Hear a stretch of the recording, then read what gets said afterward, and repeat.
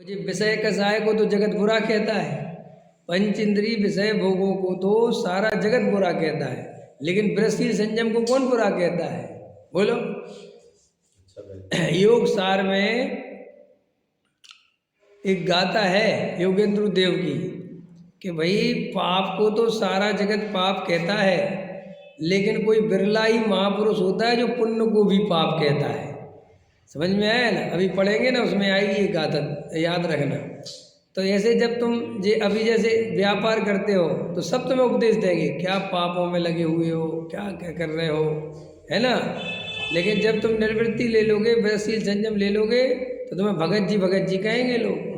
तुम लोग यही कहते दो चार को तो भगत कहते कि नहीं कहते? और फिर वो भगत जी सुन के तो इतना आनंद आता है पूछो मत, क्योंकि पुण्य की निंदा जगत में कोई नहीं करता।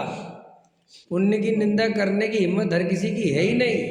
लोगों को तो पुण्य की निंदा करने में ये डर लगता है कि हमारा पुण्य छीन ना हो जाए।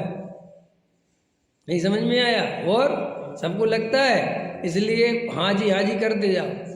कोई गलत दान दे रहा है, अपन को पता है मानाधिक के लिए दे रहा है, तो भी निंदा नहीं करो। क्यों? कह रहा अपन का क्या जा रहा, अपन तो अनुमोदना करो, अपन को तो पुण्य लगेगा।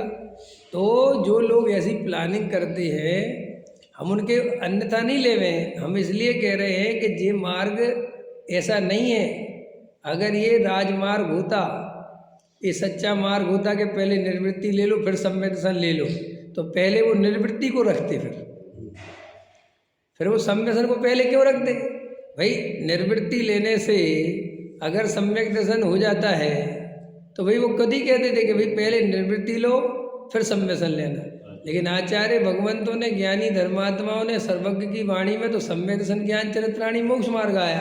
उन्होंने कहा सम्यक दर्शन तो ऐसी चीज है कि जिसमें परिस्थिति बदलनी ही नहीं है, केवल आपके अंदर आत्मा की सच्ची रुचि होनी चाहिए, आपकी मना स्थिति सही होनी चाहिए, आत्मा के प्रति हमारा सच्चा प्रेम होना चाहिए। आप चाहे नरक में रहो, चाहे त्रेंच में रहो, चाहे मनुष्यों में रहो, चाहे गरीब रहो, चाहे अमीर रहो, चाहे लूंगे रहो, चाहे लंगड़े रहो, चाहे कैसे ही रहो, अगर आत्मा की सच्ची रुचि है तो आपको सम्यक दर्शन हो सकता है। और अगर आपकी आत्मा की रुचि नहीं है, आपको बाहरी वृषशील संयम की रुचि ज़्यादा है, तो सम्यक दर्शन नहीं हो सकता। इसलिए ये जो व्यवहार चारित्र है ये सम्यक दर्शन के बाद आता है। और जो तत्व विचार आदि वाला है, देशनालब्धि वाला है, आत्मकल्याण की भावना, तत्व परिणामों में विशुद्धता, वो सब पहले व्यवहार आता है। आया? कल प्रवचन सुना था ना परसों, निश्चय और व्यवहार।